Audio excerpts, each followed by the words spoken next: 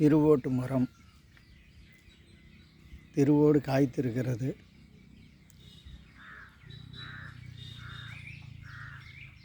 நட்டு 3 ஆண்டுகளுக்கு பின்னர் இந்த மரம் பலன் தர துவங்கி இருக்கிறது.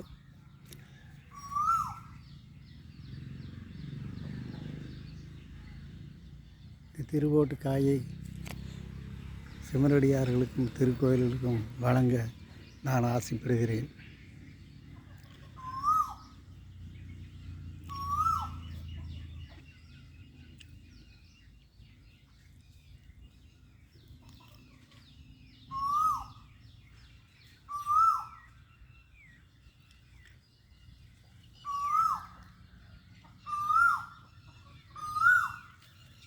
இந்த திருவோட்டு மரம் இலங்கையை தாயகமாக கொண்டதாக கூறப்படுகிறது. ஆனால் இப்போ நமது பகுதியிலும் இது வளருகிறது.